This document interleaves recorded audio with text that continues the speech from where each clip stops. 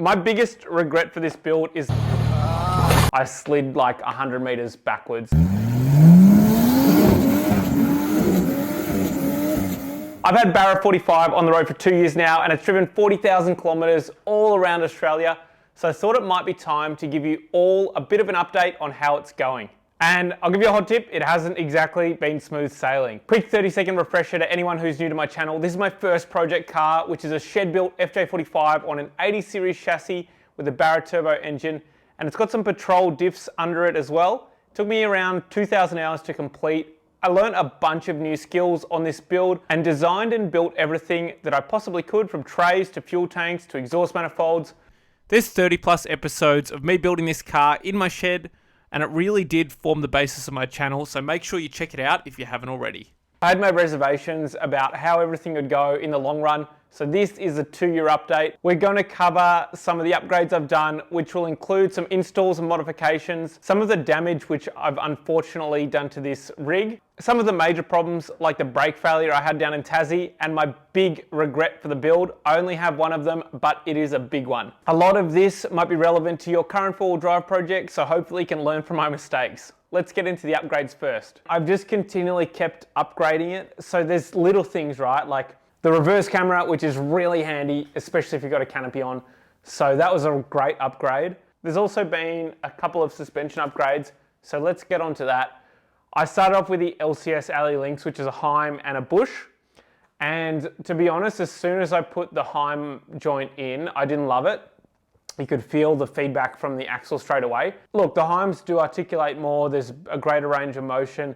There's a bunch of those pros that we've covered on the suspension video on this channel, Heim versus Bush. This is built as a tough tourer. It is not a hard wheeling car that goes and, you know, wrecks itself in the bush every weekend. So I've swapped links again, and I've also put hydro bumps in on the front, and we're gonna go to that footage right now. So I've got some fresh bits from Superior Engineering, which we're installing today. Shout out to Superior. They're a great team up there, and I've run the shocks on the car for the last couple of years now, and I've been really impressed with them. Great adjustability, so I'm getting more of their stuff. I guess let's start with the adjustable uppers. So these are adjustable uppers. I've previously just had the stock 80 ones in my car. These are the new 7075 alloy links, which are pretty exciting. Now these are double bush ends, which basically mean it's gonna give me a more comfortable ride. As soon as I put that rear link with a Heim joint in it, I definitely noticed more harshness in the ride straight away. It's almost like the diff was like chattering. And I guess having 2 bush ends on this is gonna stop that. So it's pretty cool. It's also a really trick piece of billet. I really appreciate machining. I actually froth over it a little bit, so I'm really stoked to have this in the car. And the last piece of the puzzle is hydro bumps for the front. So I've ridden in a few cars now with hydro bumps.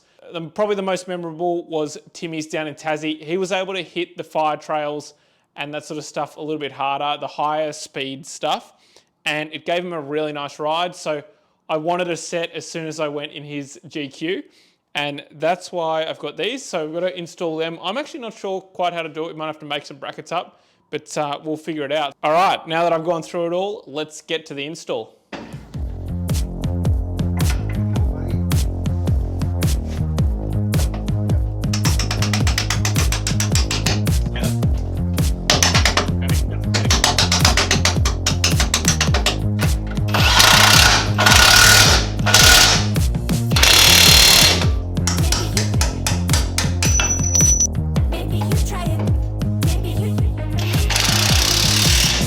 That's the new upper and lower links installed. Time to install the hydro bumps, and we're going to have to make some mounts up, and I've already done some drawing in CAD, so let's cut them up on the plasma now.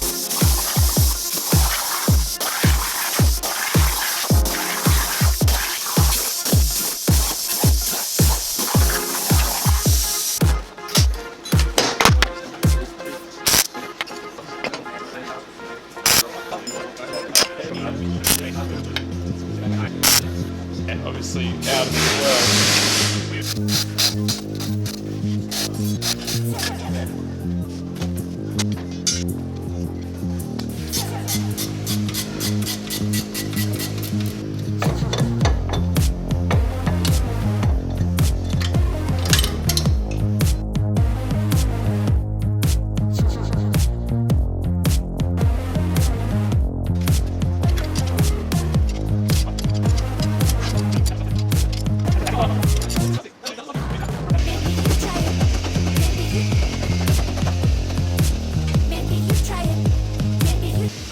so these are loosely tacked in and I can move them around a fair bit.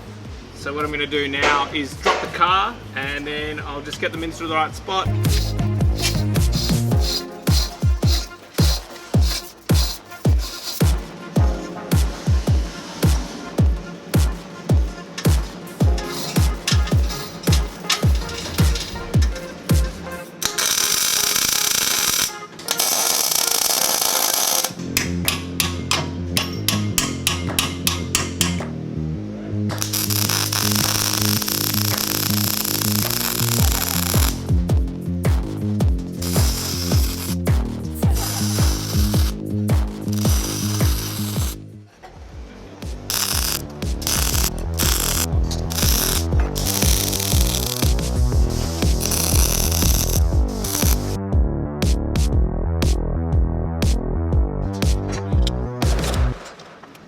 Got my bump stop in and the mount.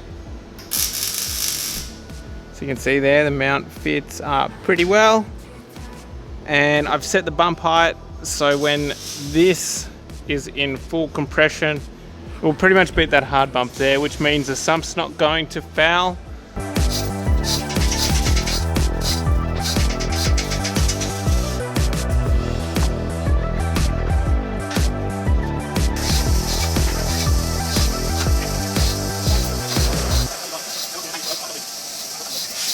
I tested those suspension upgrades out in Coburg that day with Tyler, and that's the only chance I've had so far, and they've been awesome, to be perfectly honest. The car drives a lot better on the road. There's less feedback, which is excellent. And then the hydro bumps, I like to think of it as a progressive damper. So when it reaches that top end of the stroke, then we hit the hydro bump and it ramps up. So, you know, it's going to be better for the higher speed off-road stuff. So that covers the suspension upgrades. One of the biggest upgrades I did was putting a manual thermo fan cut switch in. So the radiator, the trans cooler, the oil cooler all run on thermofans. It is a reasonably modern powertrain. So what was happening was as I was going through the water crossings and the fan was going down and hitting the water, there's too much load on the thermo and it was popping fuses. What I did was pulled the fuse out for that trip, but I've gone and since installed a manual switch. So every time I get to a river crossing, I just flick them all off and that works brilliantly. So highly recommend that if you're doing a converted car and building it from the ground up. I guess, you know, modern cars do tend to run thermofans and they're okay with water weighting, but in my particular case, they weren't. So I installed that switch. Huge upgrade for me is putting these wheels and tires on. So I've upgraded to some KMCs and Goodyears as well. And they're the new Wrangler Boulder MTs. And they have completely transformed the car. Like compared to anything else that I've done, you know, wheels and tires are the most important thing. And I've been able to let the pressures right down. When I did a $1,000 track, I think I was on like 8 PSI or something like that. And I could have gone down further. And I've kind of just been learning and feeling my way around running, you know, these different tires. And I guess, you know, I'm getting the experience. When I was at Coburg, I was down at like 8 the whole time and I was just walking up stuff, which was excellent. So wheels and tires, probably the absolute biggest upgrade, especially on the tough tracks. I think that's the biggest one of the biggest ones you can do to your personal car. Another little one was I never put grab handles on. So if you've ever driven in a car off-road without grab handles, it's quite horrendous, unless you're the driver, of course. There's heaps of footage of my old man when we did the WA trip, the failed WA trip. And he is just rocking his head backwards and forwards because he didn't have anything to hold on to. Oh my God. You're trying to kill your old man. So I've since actually got, I think they're from on-track cords, and they just go from bolt to bolt. So if you've got a 40 series, really easy mod, flash up a photo of it there. And they're just like a, you know, a corded grab handle and super easy. Wish I'd done it from the start, put them in very recently. Another one is actually the lighting. So I started off with a cheaper front light bar. It was still a curved one, I think it was like 50-inch or whatever. And it really gave, like the LED tech, you know, it's an older one, it gave me a really good spread. So, which I thought was great, but when I actually went to use it at night, the reflection off the bonnet was horrendous. So if it was set back on the roof, like under a roof rack, it would have been absolutely fine. I didn't really use the old one. So what I've done now is install this new one, and we're gonna cut to some footage of the install right now.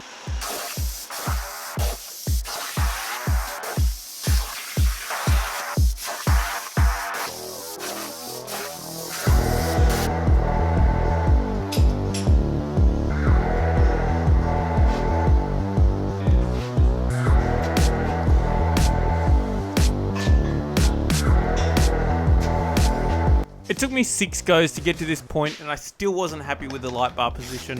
What I did was do a 7th revision, which are these two right here.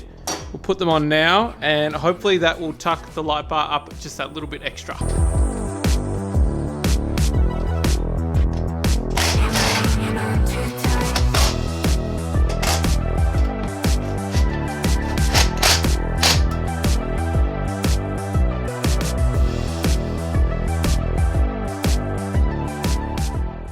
And it's installed, and honestly, I've only got a chance to test it out, like, you know, very briefly down my street at night. What happens is the reflector design on this particular one, I don't really understand lights all that well, but I know that this one is throwing out way, way further than the old one I had, which was more of like a wide beam. Shout out to Mitch from Machielec who helped me wire the lights. How good's that? So no bonnet reflection, it's actually just throwing all the light that way, which is awesome.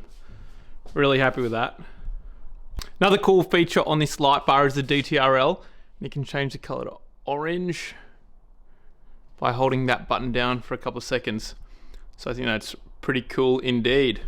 So this is actually really, really good because I don't want to run spotlights on this car. I genuinely think that hooped bars and spotlights just don't suit the 40 series. I really like the clean front end, and everyone's different, right? Like, everyone's got a different preference on that. So now I've effectively got spotlights on this light bar from my roof, and they throw really, really fast. So I am super stoked on that. I've actually got the Stedi LED, the main lights as well. Everyone always asks me about them.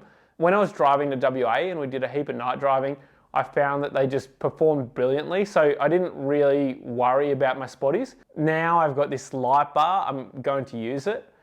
So yeah, really, really stoked on that upgrade. UHF wise, I've swapped to GME. So I had the other brand and it wasn't working so well. So there's a lot of static coming from it. So anyway, I've swapped to the GME now, and the quality and clarity is brilliant. So that is a good upgrade that I've done. And the last one, or the last major one that I can think of, is stereo. So when I built the car, I put the absolute cheapest sound system you could possibly put in. It went crackly straight away when you turn the volume knob up. I've got Pioneer head unit and speakers, and it's also got a subwoofer. I thought I'd drown that on the $1,000 track, but it turns out that it's okay. So I've remounted it on the back wall. So that's probably a bit of a tip to anyone. Mount your subs on the back wall, not under your seat, because you are likely to drown them. And the sound quality is absolutely mint. I can actually talk to friends on the phone now through the hands-free. Couldn't do that previously. That just about covers all the upgrades. Let's get into the damage I've caused to this car.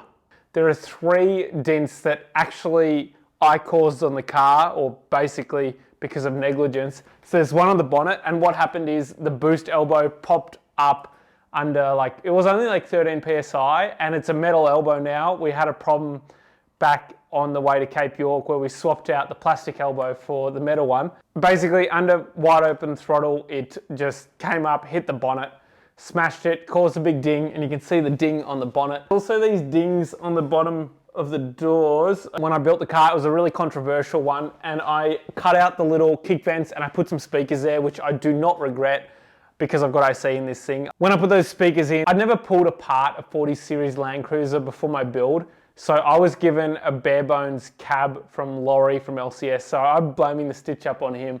But no, there's some check straps on the inside of the doors, and I didn't realize, so I put a speaker box there, and then the metal check straps wouldn't work. So what I've had to do is come up with a different solution, and basically that's like some sort of seatbelt material. I've got that in there now, which actually does hold the door, but a couple of my past iterations, which I got my mum to sew up for me, have broken and they've like smashed. So the door has been able to swing all the way around, and it's actually smashed on the guard, which isn't so good. So there are 2 dings on the doors either side, there's the ding on the bonnet, and then there's the big one, and you can see it right here. It's this caved in sill. So I went four-wheel driving with Tyler a couple of weeks ago to Cobor, and I really wanted to go because I wanted to do Alcorns. That's the track. For anyone that doesn't know Cobor, Alcorns is like the gnarly, rocky one that, you know, all the Victorians talk about. And so I went and did it. No real dramas. I kind of got a little bit offside and had to winch a little bit just so I didn't roll the car. It got to the last track of the day, and this thing had been performing awesomely. It was like this V-Rock, and I can flash up a clip right now. I was like 5 goes in. I'd seen Tyler had slid to the side, and I didn't really want to do the same thing. I kind of just got a little bit fed up of doing the same thing again, so I just tried to bump it a little bit, and it just slid down onto the slider, and then that crushed up into the sill. So not really so great, to be perfectly honest with you. It was a bit of a hard hit. What's happened is the slider's actually pushed up into this sill.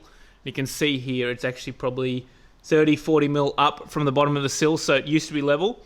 So what we're gonna do, cut all these mounts, re-weld it, and then we'll reset the slider in the exact position that it was in. So let's do it.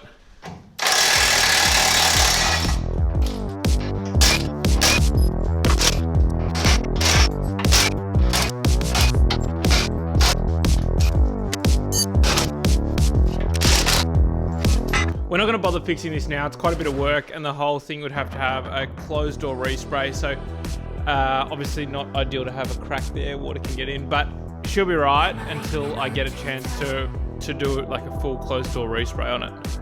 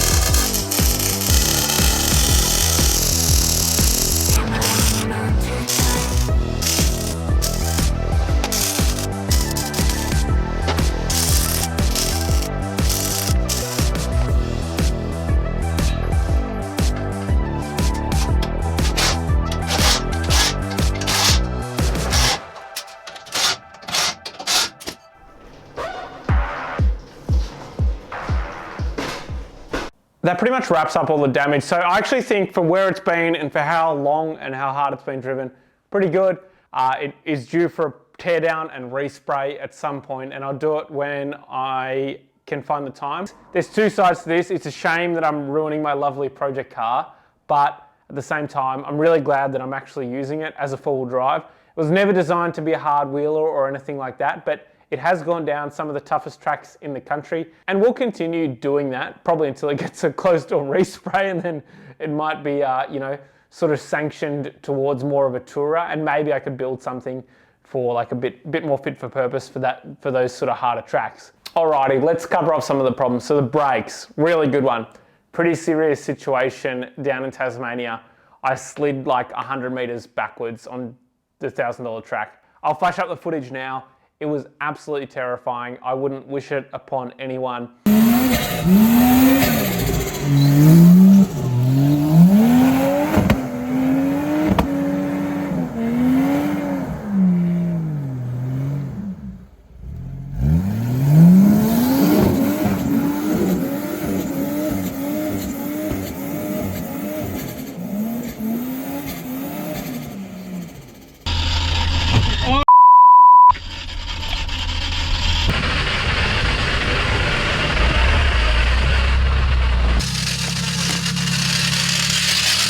You look back on these situations, you're like, there's a million things I could have done differently. But anyway, I didn't get hurt and the car was okay. So that's some really positive news.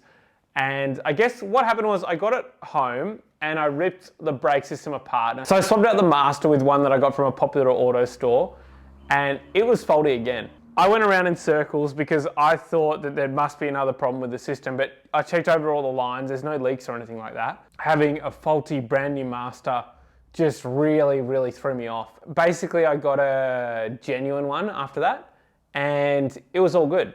Number two, the front driver's side caliper was actually seized open, so that wouldn't have helped, and that could explain some pedal sponginess. Number three was firewall started flexing. So I reckon what happened was when I went to stomp on the brake really hard when I started rolling back, compromised the structural integrity of my firewall. So what I've done is welded it up and I put some gussets on there as well. It's not pretty, but it's under there, so it doesn't really matter. All those three things sort of contributed. There was no smoking gun though. Like it was not, I thought that honestly I would have been able to just replace a master and that was it. But it was kind of like just a little bit better incrementally each time. They're pretty much at 100% now. And I've still got to fix my handbrake because that doesn't really work. It's complicated because I've got a 79 series transfer onto Patrol diffs, but my Patrol diff actually has the handbrake on it, but it's really hard to actuate. So I am thinking about a fix for that. I don't want one of those ones that hangs under the transfer case. I just went wheeling with Pooley and I saw him destroy one like straight away. So I don't want one of them. I know he says he has a bash plate and stuff, but I'm really skeptical on them. And there's the exhaust. I don't think I did a particularly good job of building the exhaust when I built the car. I was kind of new to it all, new to the fab world, just learned to stainless weld, thought I'd have a go, but the mounting wasn't really so good. Now I've got a flex way further back in the system. I originally had it on the dump pipe. It's really hard to package it along that sort of driver's side with the drive shaft there as well. Maybe what I should have done is wrapped under the sump and gone down the passenger side, but the nuts that hold the turbo onto the manifold flange still come loose. So every 10,000 I just nip them up, but it's probably a sign of the exhaust not being quite right, but also that it is a known problem for that to happen on Barras. The rear main on the Barra. Now, this one is so frustrating. So I put a new rear main in when I built the car. I thought I did a reasonable job of it. I'd never done one before, but it's just a seal, right? So I didn't scratch the surface when I pulled the old one out and I put a new one in. And maybe after like 15,000 Ks, it started, maybe even sooner, like 10,000 Ks, it started leaking oil. And I was like, ugh. To replace a $30 seal, it's probably like an 8 to 10 hour job if you have a hoist. And I don't have a hoist here. So I went to LCS, I pulled the transmission out. All right, we got Tassie in a few days and just put a new rear main in. All the bolts are tacked up, ready to go. And then I came back from Tassie, I've just kept driving the thing and it started weeping again. It's so frustrating. So if anyone out there knows how to do Barra main seals properly, or if you've got any tips and tricks, let me know in the comments. I'm all ears because I'm just sick of it. Another problem I've had is with the serpentine setup. So I had the stock Ford power steering pulley, which is plastic, and that went in Nagala rocks. I've since replaced the plastic pulley with a metal one, so it shouldn't happen again. Cooling, yeah, cooling's a good one. I personally think that you really just need to be persistent with your cooling setup. High horsepower, petrol engine, under load, like it's gonna get hot. I put an oil cooler in the car, so it's an engine oil cooler, and that cools the oil. And then the other thing that I've done is played with the thermostats, and that has helped. Like the cooling on the car, I'm very comfortable driving it on sand.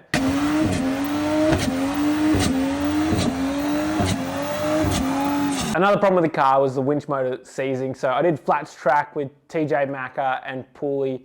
Jono was there as well. That was at the back end of last year, 2023. And I had the canopy on, so the car was handling like a big whale.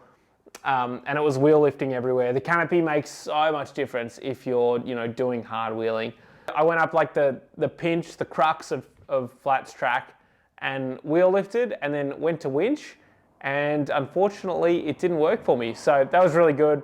I would say that water got in when I was either doing Cape York or something like that. It just sat in the winch for ages.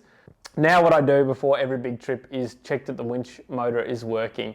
So that's a learning curve for me. I just replaced it with like a bullet motor. Wasn't a big deal, couple $100 fix. Another one is the AC pump stopped working. So I got back from Tasmania with Timmy on Timmy's Torture Tours and the AC pump stopped working. So I would hazard a guess and say that they weren't designed to go in the $1,000 track bog holes.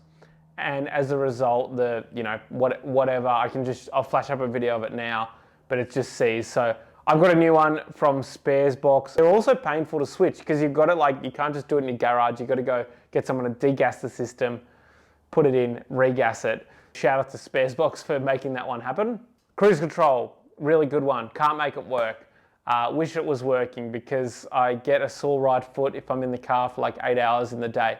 Basically what happens is the Barra PCM needs a signal from the brake switch, and for whatever reason, I just can't get, I think it's like BOO or BPO to trigger in the PCM. And I've had the laptop plugged in and I'm pulling my hair out. I just cannot figure it out. So it's time to outsource it to a professional. So Mitch from Maculec, looking at you. All right, so what's happened here, Mitch? We got cruise control in the old rig. How good's that? So the buttons work. Yeah, everything works. I've got to stop. And it actually holds speed. Hold speed. Just, it works exactly like factory. How good's that? Thanks so much, mate. How good? Go see Mitch from Maculec for all your Barra needs. He's the man. It's going to make trips a lot more easy. It is. So much better. Fuel senders don't work, which means I have no idea how much fuel is in my tank. So I bought these fuel senders. They're like 150 bucks each. Can't remember the brand exactly. It's like a resistor on a float, right? So there's two soldered wires to the resistor. So I pulled it apart once. I dropped the tank, had a look, and both connections had just come off. So that maybe they're designed for road cars, and this is a four-wheel drive, so it's just like getting bounced around a lot. But it is frustrating. So I actually soldered the connections back and put them back in the tank. And then it happened again, like maybe 1,000 Ks afterwards. So my fuel, I currently have no way to check how full my tanks are. I obviously just brim them, and then I have a rough idea on the fuel economy, and I can figure it out from them. But it's also really frustrating. So that's another problem to fix maybe in the future. I think I've seen like a laser level fuel sender, so I might try something like that out. That just about covers all the problems apart from one big one, which is going to get its own separate episode. So let's get into my big regret for this build. My biggest regret for this build is that I didn't extend the cab. I've had a chance to sit in a lot more FJs now, and I think that the standard cabs are just too short for me. I'm 178 centimeters, so pretty much bang on average height. I think extending the cab by 100 mil would have been perfect for what I'm using the car for, which is really tough touring. It's not too late, but it is a lot of effort.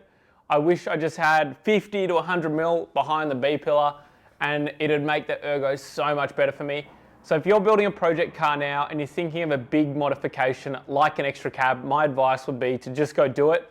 It would have cost me a few $100s in sheet metal at the time and a couple of weekends, but I would have something that I'm much more comfortable in on long drives. So yeah, that's the only big regret that I have for the car, and it is a big one. Now, as I mentioned, there is a huge problem with this car I haven't covered in this video, but it'll be on my channel in the next few months as a standalone episode, so make sure you stay tuned in for that one. We've got a lot going on right now. The next gen 4580 is about to get rolling and off to wiring, which is mega exciting. I'll be at the Classic Landcruiser show in Queensland on October 12 with Barra 45. So make sure you come down and say good day. I'll see you there. There's also the dirt bike canopy. There's another 2 episodes on that, which will hopefully come out before the end of the year. We've got a mountain bike rack, which we're about to launch as well. So make sure you stay tuned if you're into the 2-wheel stuff. We're also going on a trip up through New South Wales as well. So if you like the touring stuff, make sure you stay tuned for that. I've started a separate time-lapse channel.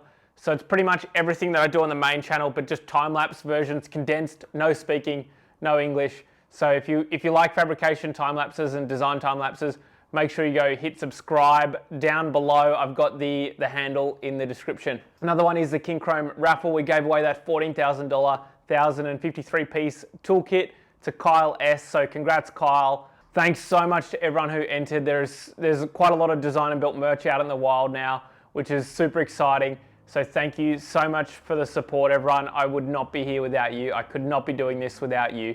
So genuinely really appreciate it.